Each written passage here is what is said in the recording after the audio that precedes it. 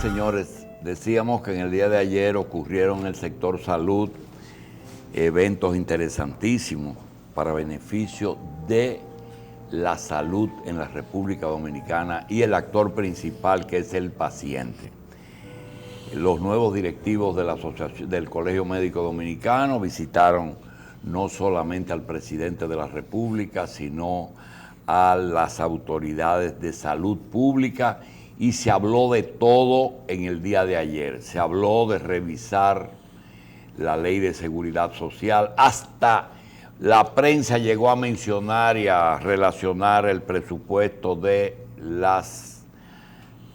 fondo de pensiones, que colateralmente tienen que ver con la salud. Antes eso lo manejaba el Seguro Social. Salud del paciente, gobierno, salud, ARS, AFP.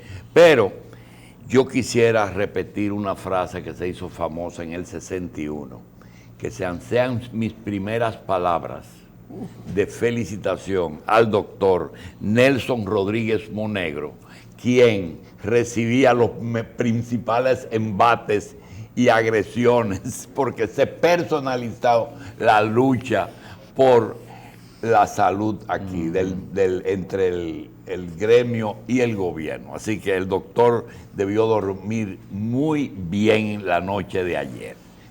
Doctor, bienvenido a la revista. Doctor Nelson Rodríguez Monegro, director del Servicio Nacional de Salud. SNE no puede ser SENASA, pero es Servicio Nacional de Salud. Gracias, doctor. Gracias a ustedes por la invitación. ¿Cómo se siente, doctor? Muy bien. No. Hasta en aquellos momentos yo lo personalizo. Pero no fue usted que lo personalizó. No, pero no le doy. Una vez me preguntan, doctor, pero ustedes quemaron su figura, que si o qué. Digo, bueno, yo vengo ahora de la unidad de quemado, fue de primer grado. fue la dermis. Exacto. Bien, doctor, el ambiente, por lo menos, porque el hecho del anuncio no es suficiente, el ambiente es favorable. Sí, pienso que hay una nueva actitud. Ayer en esa reunión, pues nos dimos la tarea de estructurar una agenda para ser discutida el miércoles próximo. Ahí colocamos los puntos de esos acuerdos más controversiales, donde hay diferentes pareceres e interpretaciones de algunos puntos. Nosotros sí decimos que no basta con ver los acuerdos, sino que hay que recrear todo el contexto en que se dieron esos acuerdos. Porque uno de los puntos, digamos, donde mayor diferencia hay, tiene que ver con el famoso aumento del 25%. Ayer hicimos, digamos, una introducción y hubo buena discusión al respecto, y hasta el momento las posiciones se mantienen igual. Incluso la propia ministra de Salud propuso, dada que en los famosos artículos 4 y 5, que tanto se ha hablado, tenemos posiciones encontradas, ella propuso que se hiciera una consulta jurídica sobre la interpretación de esos artículos. El Colegio Médico no vio con buenos ojos eso. Ella propuso no solo eso, sino que se eligiera en conjunto, de consenso, esos profesionales del derecho que pudieran revisar eso, porque de parte del colegio ellos mantienen su parecer y lo ven muy claro, y nosotros mantenemos nuestro parecer y lo ven muy claro.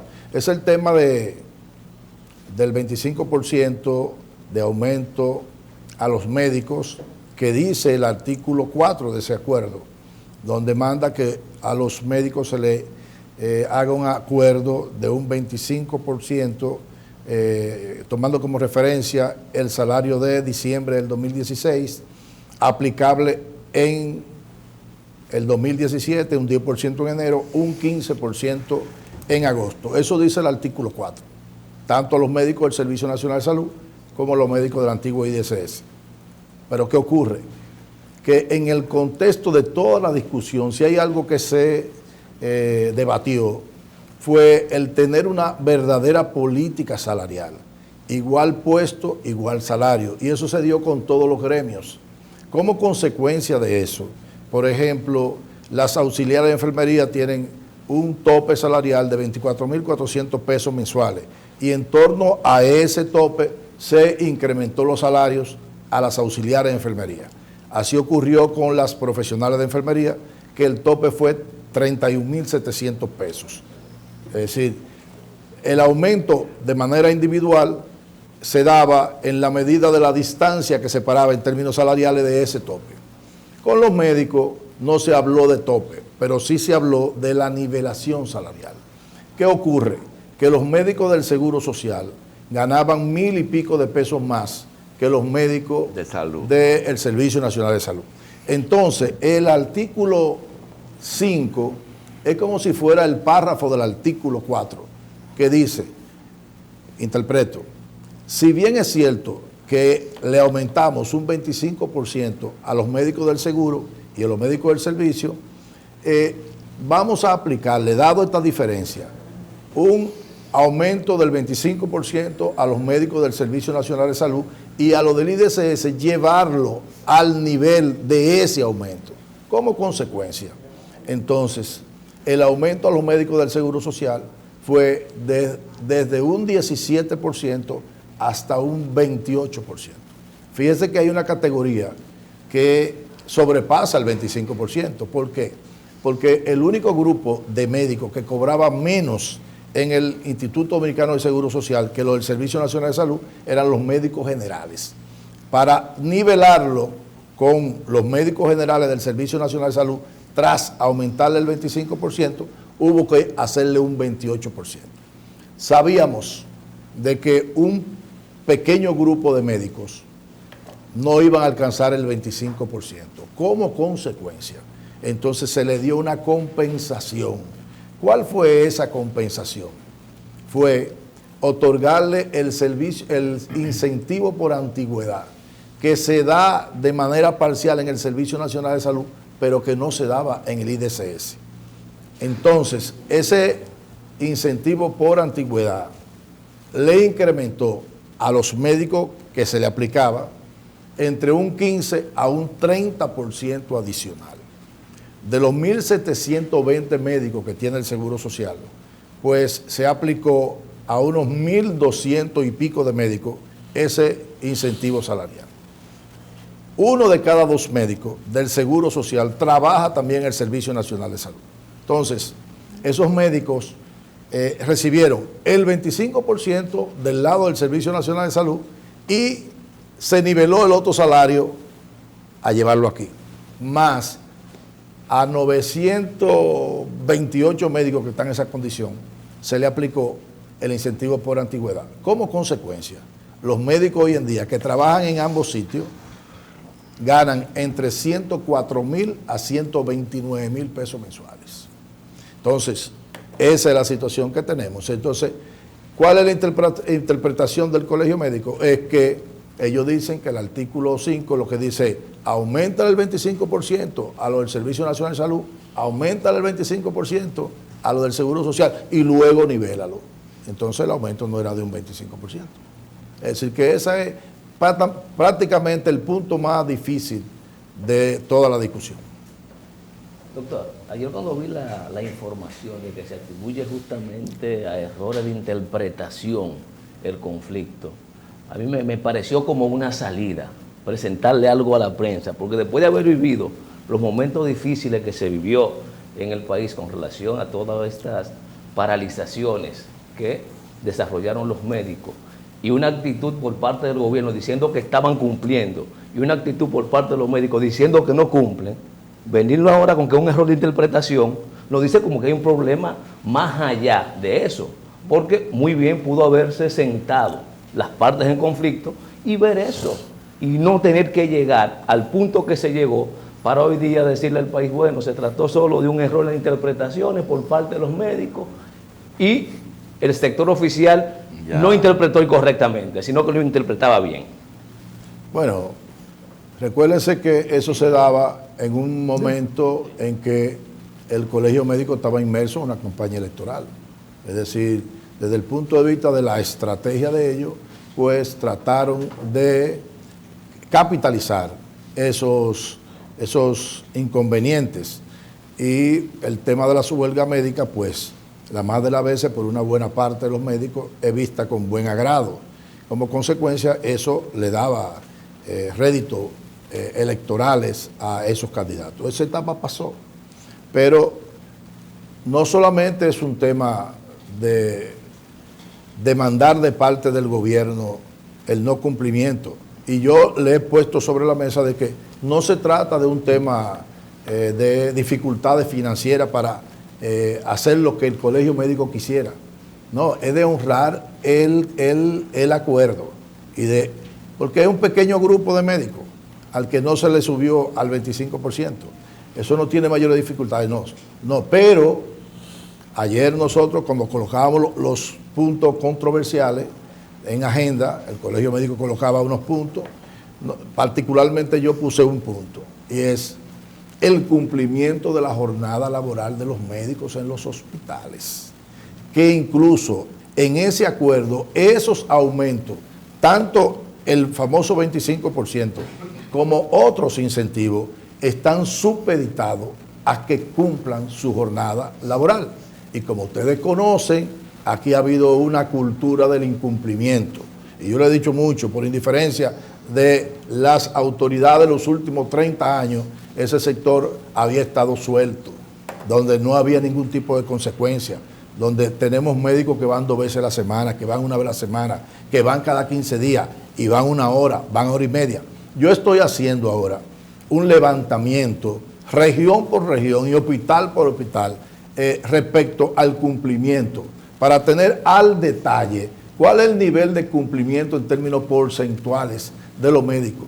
No hay posibilidades de transformar el sector salud desde el punto de vista de calidad de la atención y la oportunidad de la atención con un médico que va apenas horas. Entonces, no podemos seguir así.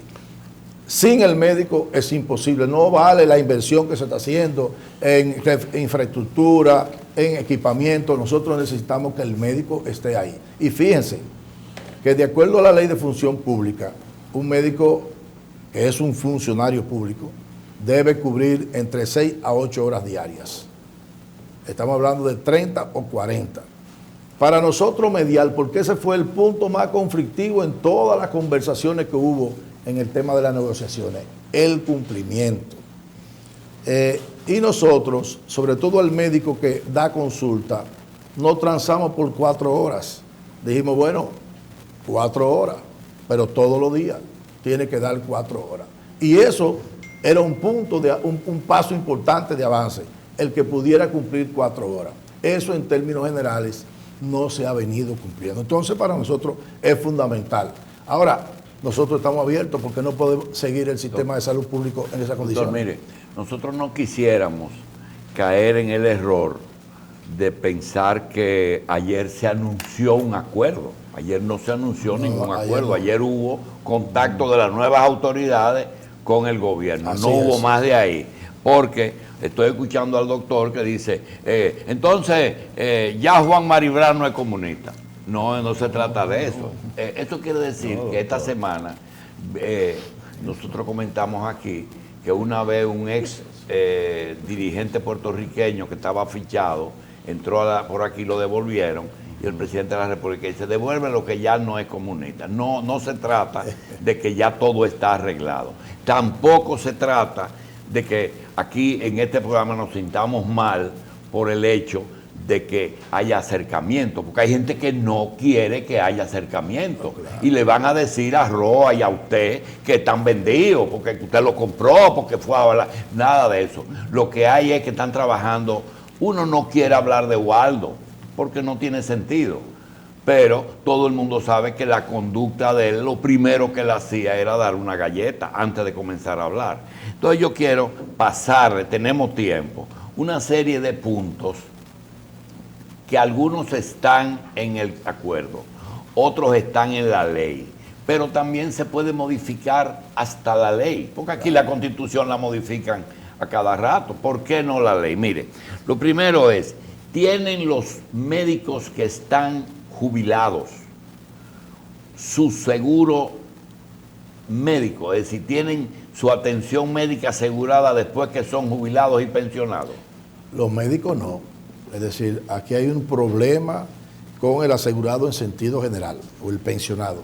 Es decir, en sentido general, el pensionado queda sin seguro médico, y por Bien. eso hay que cambiar la ley. Ahora, a los médicos que se pensionaron en esta ocasión, producto de ese decreto, pues se le aseguró una pensión con el Seguro Nacional de Salud. Bien, es decir, que es un entonces, caso muy particular. Pero no todos los médicos están en SENASA, ¿verdad?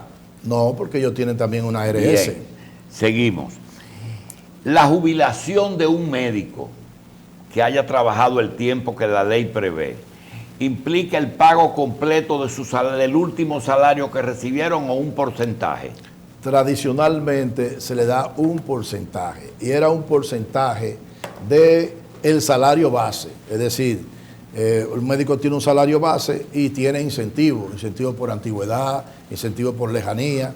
Esos incentivos no entraban dentro del componente Pero salarial. el salario para la básico pensión. sí. El salario, y se le daba alrededor de un 80%. Como consecuencia, es realmente una pensión irrisoria. A propósito de completivo, una vez hubo una huelga, creo que en el gobierno de Hipólito Mejía, y se buscaron unos fondos del presupuesto y se le completaba un salario a los médicos del Seguro Social. Ya eso lo incluyeron en su sueldo regular cuando pasó a SENASA. Sí, al Servicio en estos Nacional. acuerdos, Perdón. en estos acuerdos de ahora se terminó de resolver ese problema. Es decir, ese famoso Completivo. se llamaba incentivo por desempeño. Bien. Pero ¿cuál desempeño? Ahí no había ningún tipo de ¿Pero ya evolución. lo quitaron o lo incluyeron? Se le incluyó a su salario. Bien. Eso se resolvió. Doctor, cuando un médico es profesor de la Universidad del Estado durante 20 años, el doctor César Mella, Ajá. jefe de servicio de psiquiatría del Hospital Gautier, 2. 3, profesor, médico asimilado al Hospital Militar Ramón de Lara de allá, y médico del IDCS durante 20 años. Es decir, que si le aplican 25 años a cada uno, le tocan 5 pensiones completas. ¿Qué actitud se toma con esos médicos? Que no son pocos, ¿eh? No son pocos. Yo le puedo mencionar 10 de memoria. No son pocos. De acuerdo a la ley de seguridad social, usted tiene derecho a tantas pensiones como a tantos sistemas usted cotice. Es decir, si usted trabajó en El Salvador de Gautier y se pensionó, y luego se pensionó en salud, le tocan las 2 pensiones. Ahora, ahí hay una contradicción con otro tipo de disposición que hay en el sector público, y es parte del problema que tienen algunos médicos que, por ejemplo, estaban pensionados en el seguro y ahora se pensionan en el Servicio Nacional de Salud. Ya están en el mismo sitio. Entonces, eso invalidó la otra Una de pensión los dos. y generó un problema que se resolvió de manera administrativa y que está pendiente de resolverlo de manera legal. ¿Funcionaron los dos o eliminaron uno? ¿Qué ocurrió? Por ejemplo, son de las contradicciones que se dan. Por ejemplo, el decreto unifica los 2 puestos y lo pensiona con los 2 salarios. Sin embargo, al que estaba pensionado, que ahora se pensionó del otro lado, no se lo unifica. Entonces generó un problema que está resuelto de manera administrativa, pero que tiene que modificarse desde el punto de vista jurídico, legal, para que eso sea efectivo. Pero hay muchas contradicciones con respecto a eso. Por ejemplo, yo fui legislador y al cumplir los 60 años me toca la pensión que tienen establecido en ese sistema de previsión, seguridad social del legislador. Sin embargo, el reglamento del Congreso sobre eso establece que no puede tener otra pensión. Entonces, ese reglamento contradice a la ley de la seguridad social. Entonces, tiene que compatibilizarla porque no puede ser. Y eso ocurre con otras instancias. Es decir, si usted trabaja aquí y trabaja allí y cotiza en ambos lados, tiene el derecho a las 2 pensiones. Doctor, los jubilados, por lo que la asociación, el colegio luchó, que luego de ser jubilados se negaron a irse a su casa. Nosotros seguimos trabajando. ¿Qué actitud tienen ustedes con esos doctores? Mire, ahí hay un problemita. ¿Cuál es el problema? Ustedes saben que cuando se pensiona a una persona, Hacienda asume el pago de esa pensión. Y a la institución de que se trata, en este caso el Servicio Nacional de Salud, le queda liberado los recursos para sustituirlo. En esta ocasión no fue así. El pensionado se llevó el dinero, de modo que la institución se quedó sin el dinero para sustituir a ese pensionado.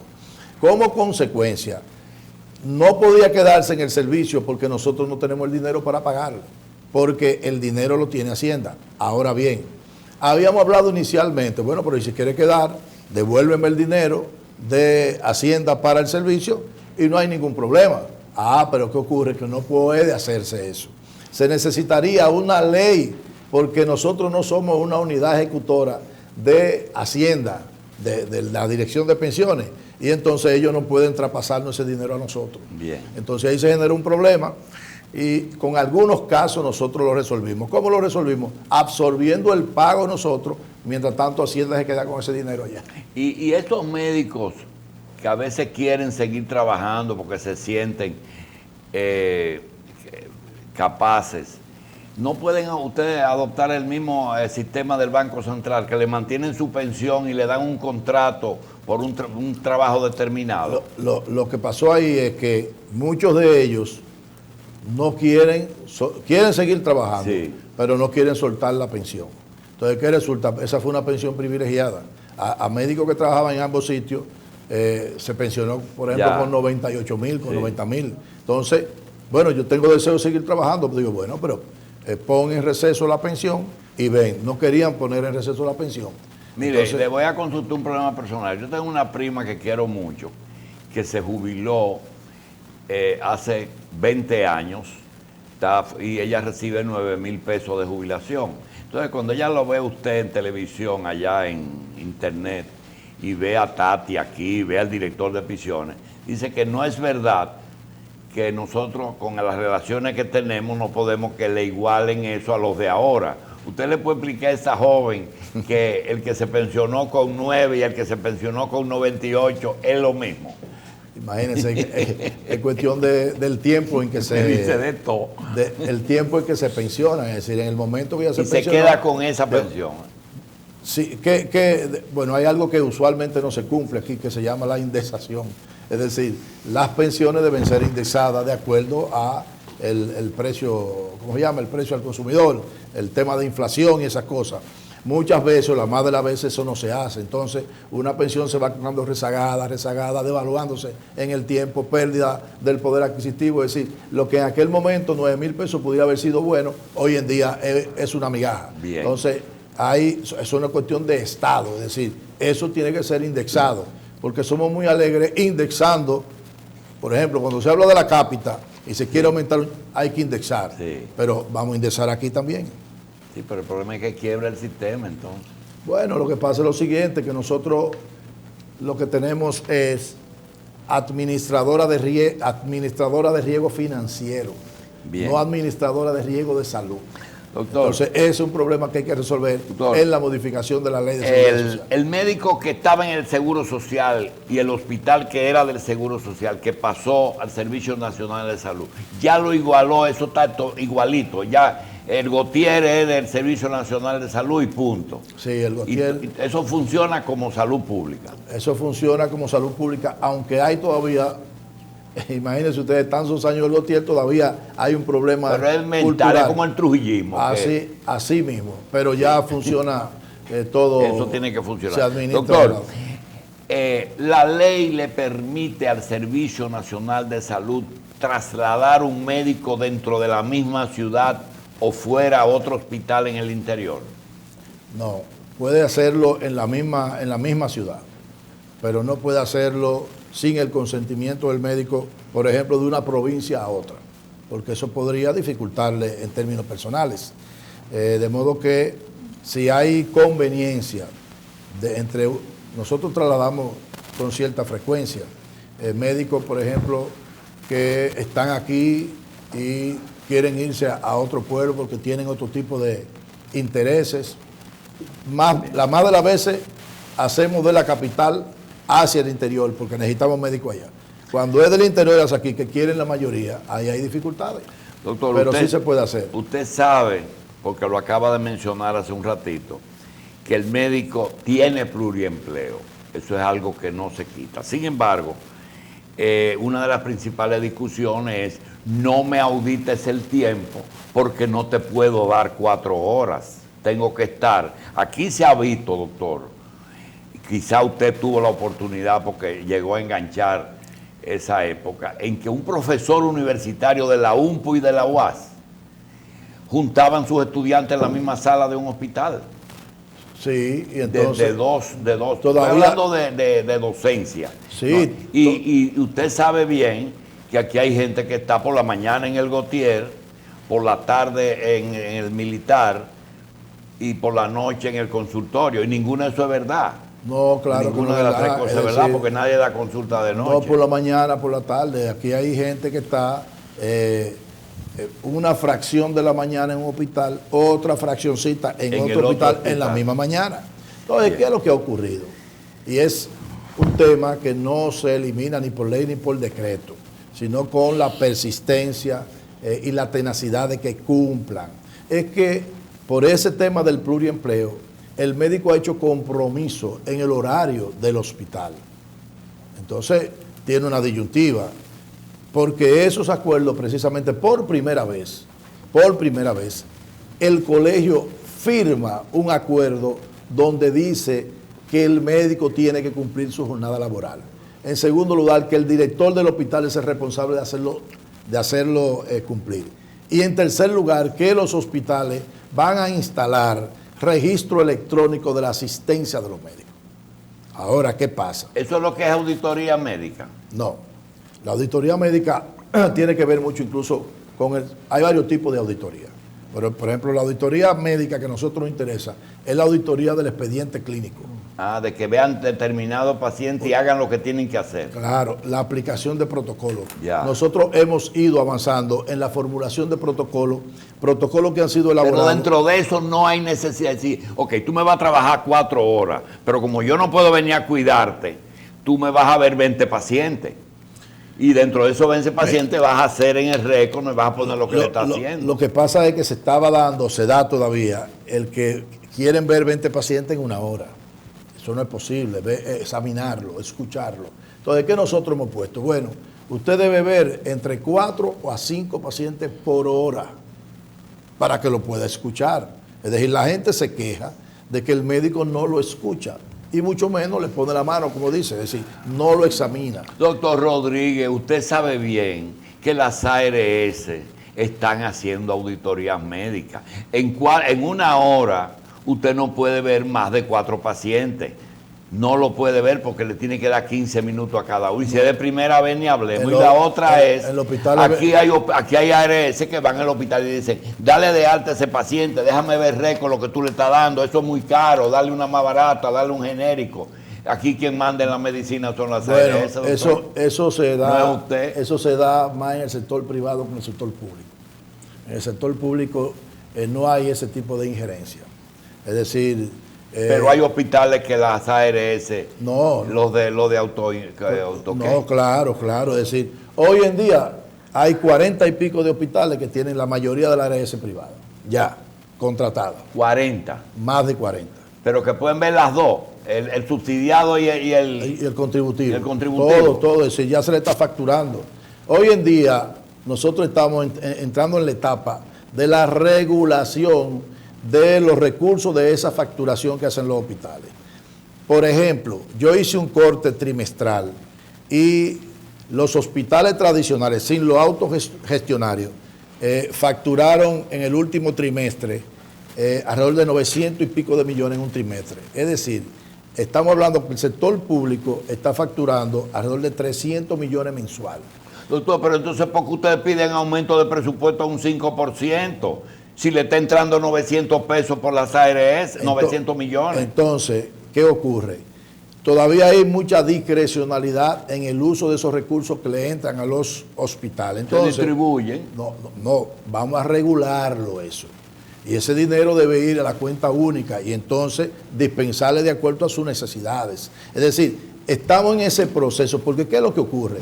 Y es algo... ¿Qué por ciento de la población tiene cobertura pagada y qué por ciento está totalmente pobre de solemnidad? Actualmente cobertura de salud en la Seguridad Social, subsidiado contributivo, alrededor de 72-73%. Y sin ninguno de los dos. Un tercio de la población. Todavía hay 2 millones, 3 millones de personas desprotegidos. Sí. Doctor, que no tienen seguro, pudieran tener seguro privado. Doctor, nosotros hasta ahora le hemos prendido un bizcocho y le hemos celebrado el cumpleaños a usted, pero yo tengo una diferencia. Dicen, y yo lo creo, que el doctor Rodríguez Monegro no es partidario de los centros de atención primarias privados, que usted aboga por lo siguiente, que sea el Estado a través de los hospitales de Servicio Nacional de Salud que tengan atención primaria, donde usted le da el local, le da el equipo, les da el sueldo a los médicos y coge entonces los 300 pesos que da la ARS, lo pone en una cuenta, que dice, en una cuenta única, y al final del mes o del año, le reparte eso al personal. Eso dicen que es lo que usted aspira para la salud, que no sean privados, es decir, que como el del cercado que costó 400 millones, el Estado haga 500 que hacen falta en todo el país, bueno, en donde usted va a tener que instalar un servicio de atención primaria de 400 millones, donde va un ingeniero, un contratista, va a hacer eso, y a partir de ahí no va a tener ni siquiera los técnicos que le hagan la analítica y las imágenes. Bueno, los que dicen eso no me han oído hablar a mí sobre esa situación. Yo entiendo que el sistema de salud en la República Dominicana es un sistema mixto, público, privado, de organizaciones no gubernamentales que operan dentro del área de la salud. Yo pienso que tiene que haber convenios de gestión donde participe el sector privado. Yo sí creo que tiene que haber un primer nivel de atención con capacidad resolutiva, público y privado, de los dos. Es decir, yo no estoy incluso ni siquiera opuesto a que las clínicas tengan centros de primer nivel de atención. Las clínicas privadas, Las clínicas privadas pueden tener centros de primer nivel de atención, porque ¿cuál es la diferencia? La diferencia es la cartera de servicios. ¿Qué yo voy a ofertar ahí? Ahora, por ejemplo, el Colegio Médico se opone al primer nivel de atención en el sector privado. Públicamente lo han dicho. Es decir, yo no me opongo a eso. ¿Qué es lo que hay? Nosotros tenemos que desarrollar más digamos, la superintendencia. Decían que ese era el único punto que usted estaba común con la asociación médica. Para nada, porque el Colegio Médico no quiere primer nivel de atención en los privados. Y cuando Mena dijo que no va a aceptar un análisis y una cosa de ninguna atención primaria en una clínica, ¿qué usted le contestó? No, él se equivocó ahí. Es decir, tú no puedes conculcarle a una persona que se haga los análisis, las imágenes donde quiera. Es decir, hay libre albedrío de hacérselo y tú no puedes decir, mira, si yo te voy a operar aquí, tú tienes que hacerte los análisis aquí y hacerte la radiografía aquí porque yo nada más confío aquí, en eso. Aquí hay centros de imágenes que son independientes, dedicados solamente a eso, que son superiores a cualquiera de las clínicas de prestigio. Entonces tú no puedes decir, mira, yo no quiero eso. No, no puede ser. Entonces, ¿por qué el 911 tiene peticiones de clínica y de hospital, inclusive de la Plaza de la Salud, de que aquí no me traiga pacientes que no tengan seguro? Entonces tienen que andar loqueando con el paciente en una ambulancia. Porque aquí se viola la ley. Es decir, la ley dice que una persona que está en una situación de emergencia debe ser atendido en cualquier centro público más privado. Cercano. En el más cercano hay que tiene que hacerlo. Por eso aquí hay que luchar porque la gente conozca sus derechos. Y cuando comiencen aquí las demandas a los centros de salud público y privado, por negar atención, entonces cambiaremos las cosas y que haya resultado y consecuencia de esa actitud. Y la palabra estabilizar, ¿cómo usted la concibe? Bueno, una persona, eso se llama soporte vital. Una persona que tiene una situación crítica, del que fuere, puede ser un accidente, puede ser un infarto, puede ser una hemorragia, llegó a una emergencia, ese equipo de ahí tiene que estabilizar al paciente y no puede soltarlo hasta que no lo estabilice. Y no solamente eso, que cuando hace contacto el paciente con el centro, sea público y privado, ya no es de los familiares. Es una irresponsabilidad decirle al familiar, mire, lléveselo. ¿Cómo que se lo lleve? Es usted el que tiene que hacerle los contactos en la red, público-privado, y contactar primero dónde lo puede recibir si usted no tiene capacidad resolutiva para resolver el problema. Hasta ahí es que tenemos que llevar. Hoy en día, nosotros en lo que respecta al sector público, yo no sé si ustedes han visto que ha disminuido sustancialmente el tema del peloteo. De que llegó a un hospital y que de ahí no lo recibieron, eso se ha disminuido sustancialmente. Un paciente que llega a un hospital es el sistema público de emergencia que va y lo busca y lo traslada. Pero previamente, el hospital donde está el paciente tiene que comunicarse con el hospital receptor. No puede salir para allá lo que cojan mi bon, como decimos. No, allá tienen que estarlo esperando. Eso ya se está dando aquí en la región metropolitana y comienza a establecerse. Incluso un paciente que venga del interior hacia la capital tiene primero que coordinarse. Hoy aparece ahí en el diario español El País, un caso de un hospital en México que se ha hecho famoso porque recibe pacientes sin seguro.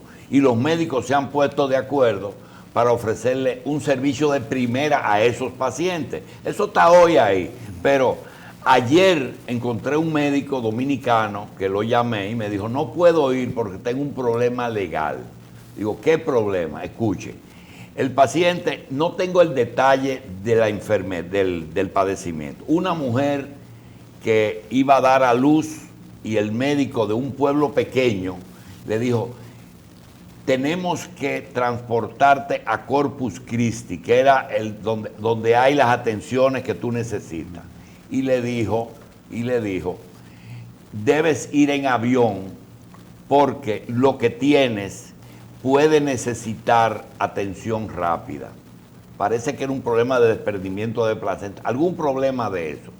Cuando la mujer dice, yo no quiero ir en avión y la familia se pone de acuerdo que iban a correr el riesgo de ir en ambulancia, la mujer la trasladan en la ambulancia, llega al hospital, pero cuando llega desangrada y muere por hemorragia. Hoy esos médicos, todo hospital, médico, todo el mundo está sometido. Y hay una buena causa, es decir, hay una buena razón, pero hay un muerto.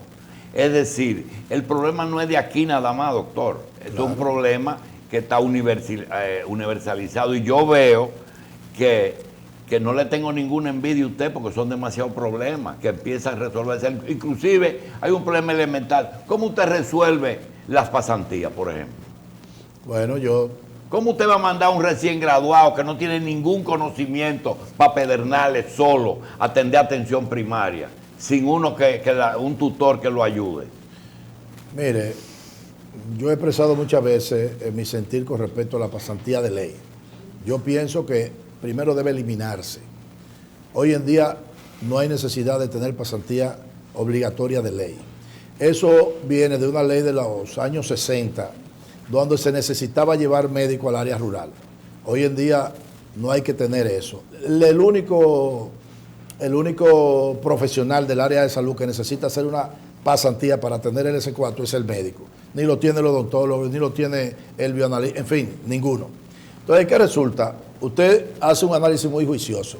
Es decir, un médico recién graduado que debe tener una práctica supervisada y tutoriada por alguien con experiencia, no puede estar solo, resulta que se va. Y no solamente que se va a un sitio donde él es el médico. Él es el médico de esa población donde llega. Sí, es que sin ningún tipo de supervisión. Y además de eso, sin ese S4. Ese médico no tiene S4. No, todavía hasta que no termine la pasantía. No, es decir, que él está también desprotegido porque él no tiene una licencia para ejercer. Entonces, ¿qué yo digo? Bueno, mire, vamos a buscar un mecanismo para que él eliminar la pasantía y que él pueda obtener su S4, porque para mí es lo mismo que esté graduado con S4 y que uno esté en esas circunstancias. ¿Qué me va a permitir a eso? Bueno, me va a permitir el que yo, por ejemplo, haga un concurso para el primer nivel de atención, para médicos familiares y médicos generalistas. Sí. Ese médico va a ser mucho más estable desde el punto de vista laboral, ahí va a durar mucho más tiempo. Hay que acompañarlo en el tema de la capacitación sobre los problemas. Nosotros tenemos registrado qué es lo que demandan en esos sitios.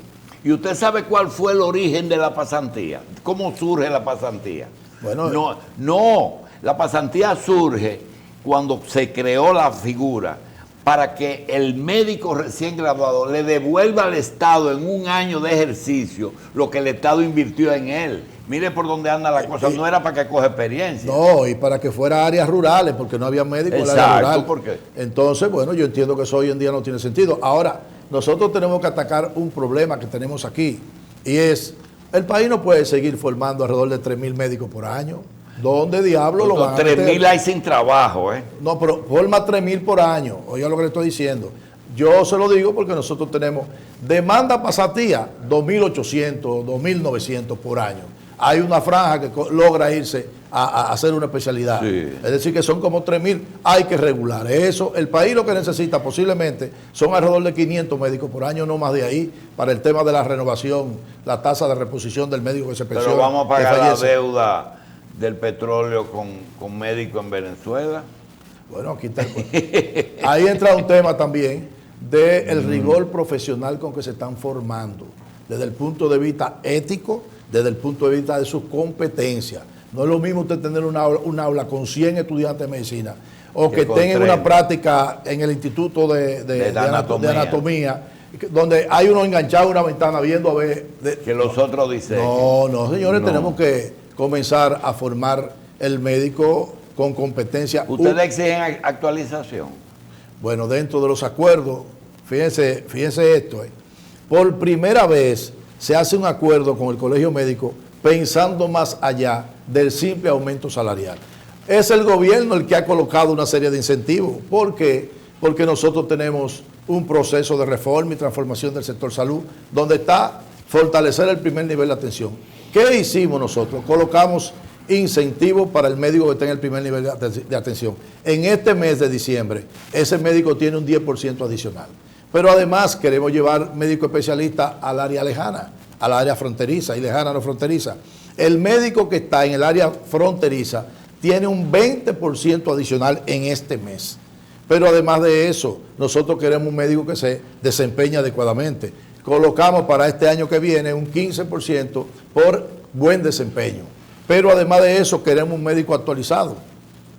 Colocamos por certificación y recertificación un 15% más. Es decir, que si el médico cumple con todos esos procesos que están incluidos en el acuerdo, es un médico que va a llegar posiblemente a alrededor de 70, 80 mil pesos mensuales, sobre todo los que están en área lejana fronteriza y están en el primer nivel de atención. Bueno, decía un viejo profesor nuestro que había cosas que no se aprendían en los hospitales ni en la carrera, como por ejemplo poner inyecciones, lavarse las manos y añoñar pacientes, es decir, tratar bien a un enfermo. Eso no hay ninguna materia en el pensum que lo enseñe.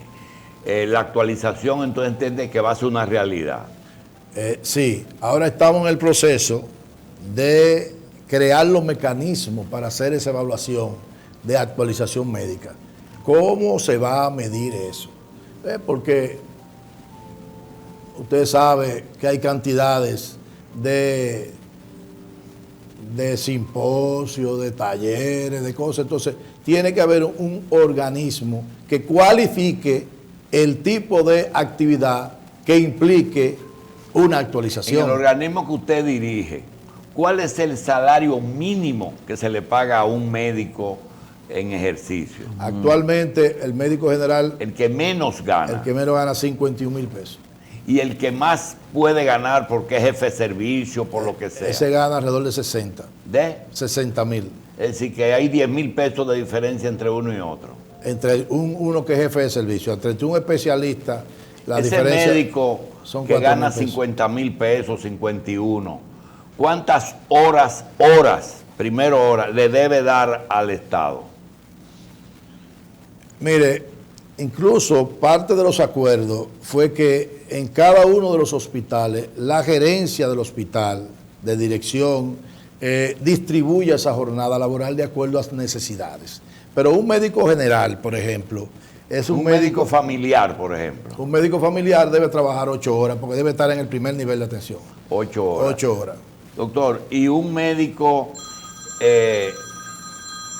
aquí está el gurú, que no pudo, dígame doctor, el doctor Hanna. Doctor, y ese médico, ¿cuántos pacientes ustedes se sentirían cómodos si él viera al día? El mismo que gana 50,000 pesos. Bueno, él debe ver 4 o 5 pacientes por hora. Es decir, en una tanda de trabajo, él debe ver entre 16 a 20 pacientes en 4 horas. ¿Qué diferencia tiene usted de criterio, de forma de actuar con las ARS privadas? La forma en que ellos tratan los centros, los médicos, de revisarlo, de auditarlo, de decirle lo que tienen que hacer. ¿Cómo usted se siente? Mire lo que pasa. Aquí no existían protocolos de atención. Como consecuencia, fueron las propias ARS que comenzaron a implementar protocolos. Es decir, ellos eran juez y parte. Ya desde el ministerio, y nosotros comenzamos ese proceso cuando estábamos en el ministerio, ya hay cerca de unos 100 protocolos, que son protocolos bien establecidos a partir de una guía de práctica clínica y con la mejor de las informaciones científicas que demuestran que eso es lo que hay que hacer en ese paciente. Entonces, esos protocolos son protocolos oficializados y tienen que asumirlo las ARS. No es con el protocolo que yo tenía, no es con el protocolo oficial. ¿Qué ventaja tiene el hacer medicina apegada a protocolo? Bueno, mejora la calidad de la atención, sin duda. En segundo lugar, usted puede estandarizar la atención y como consecuencia puede con precisión saber cuál es el costo de la atención. En tercer lugar, permite una supervisión de la calidad de la atención. En quinto lugar, es una protección para el médico. ¿Por qué? Porque si es el protocolo de atención y yo aplico ese protocolo y hay un problema con el paciente, no hay forma de que a mí puedan mañana demandarme con éxito porque yo apliqué lo que está establecido. Ahora bien, el protocolo no puede ser una camisa de fuerza. El protocolo, aunque es de uso obligatorio, tiene que tener la flexibilidad suficiente que permita que el médico en circunstancias especiales pueda hacer otra cosa. Usted sabe que hay pacientes y no enfermedades. Sí. Es decir, una misma enfermedad se puede comportar de una manera diferente en un individuo. Por ejemplo, un paciente que adquiere una neumonía en la comunidad, usualmente el germen es el Streptococcus pneumoniae. Entonces, para ese manejo se usa la penicilina. Pero resulta que si el paciente es alérgico a la penicilina, usted no puede ponerle la penicilina, tiene que buscar una alternativa. Entonces, usted tiene que explicar el por qué usted se sale de lo que manda el protocolo desde el punto de vista racional.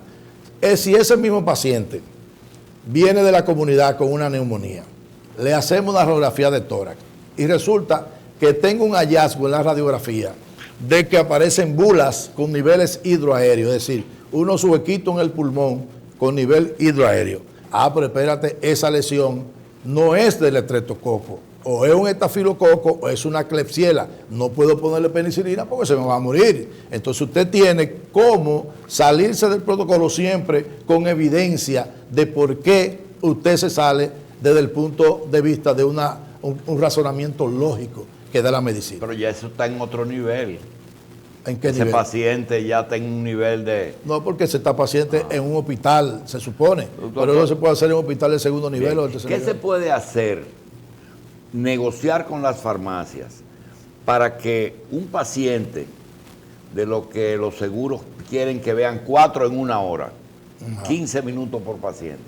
Diabético diagnosticado o hipertenso diagnosticado, llegue, lo chequea su médico familiar o el cardiólogo, el internista de atención primaria, y que el paciente salga con su tratamiento de 30 pastillas de antihipertensivo del centro y no tengan que andar dando bolío con una...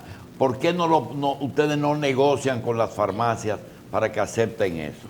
Bueno, en el primer nivel público, sí, nosotros estamos haciendo eso. Si nosotros estamos haciendo un levantamiento, por ejemplo, usted tiene aquí un centro de primer nivel de atención y ese centro tiene una área geográfica a la que le pertenece. ¿Puede estar dentro de un hospital ese centro de atención primaria? Puede estar en un hospital. Puede estar en un hospital. Sí, eso no tiene que ver. Porque, por ejemplo, una gente que vive al lado del hospital, usted no lo va a mandar al centro a 10 cuadras. Sí. Si está al lado del hospital, va a ir al hospital. Entonces, en ese hospital usted crea centro de primer nivel. ¿Y ustedes hacen eso de entregar el medicamento? Entonces, nosotros estamos haciendo un registro de los pacientes que tienen enfermedades crónicas no transmisibles, el diabético, el hipertenso, el pulmonar crónico, en fin, lo detectamos.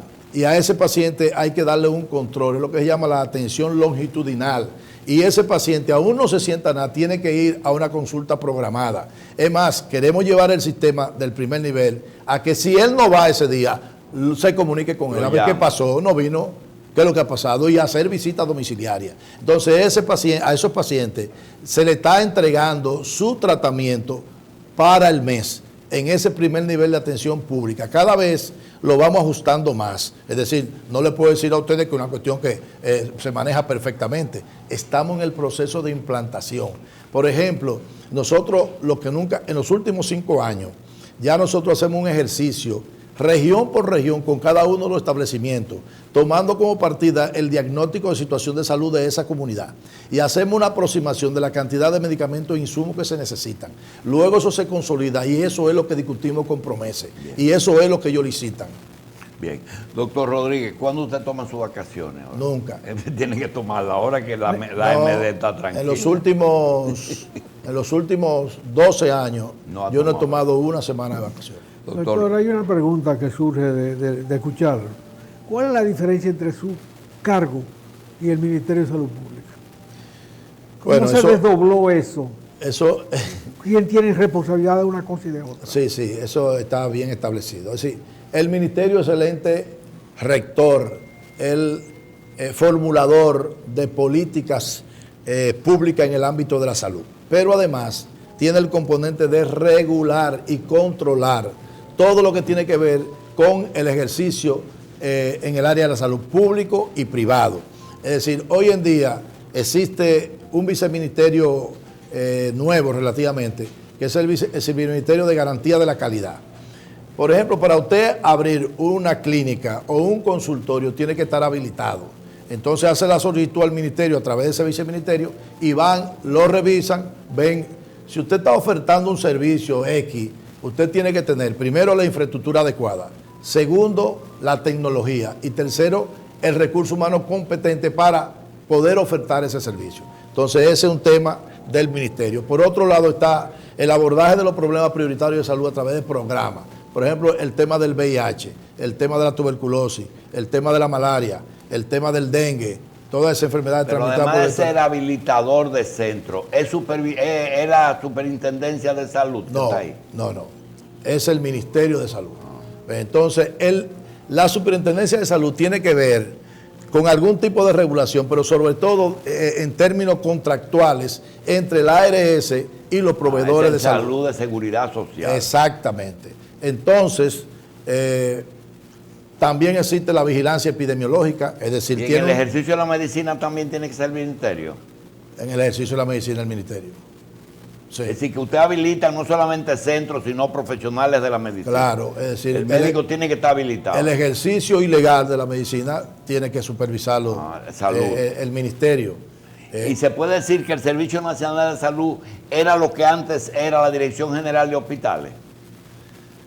No, era algo más. Es más, porque esto incluye todo el servicio, desde una unidad de atención primaria hasta el hospital más complejo, no solamente hospitales. Pero epidemiología sigue en salud. Epidemiología sigue en salud porque en el nivel local hay lo que se llama la representación desconcentrada del ministerio, que son las direcciones provinciales de salud.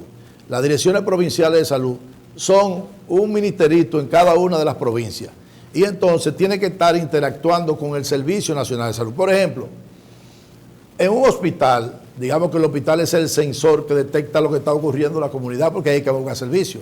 Por ejemplo, se me ha incrementado en esta semana la gente que llegan al hospital con fiebre. Aquí yo veía tradicionalmente 20, 30 pacientes, pero estoy viendo 80. El segundo paso es de dónde son esa gente. Entonces tiene que haber una comunicación del epidemiólogo del hospital con el epidemiólogo de la Dirección Provincial de Salud para hacer el descenso de campo. Pero mira, resulta que el 60% de estos pacientes vienen del barrio tal o de tal comunidad. Entonces esa dirección provincial tiene que ir a la comunidad y hacer lo que llaman una encuesta de febril y detectar qué está ocurriendo. Nosotros, excusen para terminar, nosotros como Servicio Nacional de Salud estamos destinados a ofertar servicios de salud de manera individual. Es decir, lo de nosotros es la atención al paciente que busca servicio en la red hospitalaria. ¿Por qué ustedes o Promese no son los que otorgan los medicamentos catastróficos? Y hay un departamento de salud aparte de ustedes dos. Bueno, ese es un departamento del Ministerio de Salud Pública. Lo que sucede es que... Sí, pero consume 2.000 millones al año. Claro. El gasto de enfermedades catastróficas, pues, es demasiado.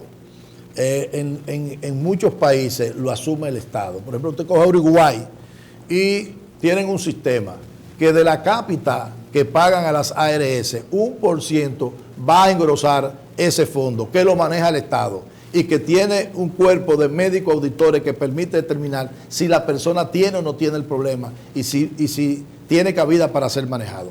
Aquí lo ha estado haciendo el ministerio. Por ejemplo, yo tengo un parecer con respecto a eso. Yo pienso que si nosotros utilizáramos esos casi 3.000 millones de pesos para avanzar más en la cobertura universal de la seguridad social y pueda determinar qué cápita es la que necesitan la ARS para que cubran eso a todo el mundo, bien, yo creo que nosotros pudiéramos avanzar mucho más. Buen planteamiento. Doctor, vamos a planear un programa, porque nosotros tenemos una idea, ahora oyéndole a usted, de que ver si se invierte el sistema de seguridad social, como está hecho y diseñado para gente joven y sana, y que los viejos y enfermos no tengan cobertura, ver si se revierte. El que tenga un dolor de barriga, un dolor de muela, un problema de diarrea, que pague su consulta. Y si está enfermo de verdad, entonces que vaya a la seguridad, que la seguridad social lo que pasa es que tenemos que tener un sistema de salud solidario, donde el sano le pague al enfermo y el que más tiene al que no tiene. Yo siempre he dicho que el sistema de salud de la seguridad social aquí fue una conquista de los bancos y no de la gente. Y ahí está el tema. Doctor, es lo único que hay que socializar. Así es. Nos vemos, doctor. Gracias. Doctor Rodríguez Monegro, director del Servicio Nacional de Salud, gracias.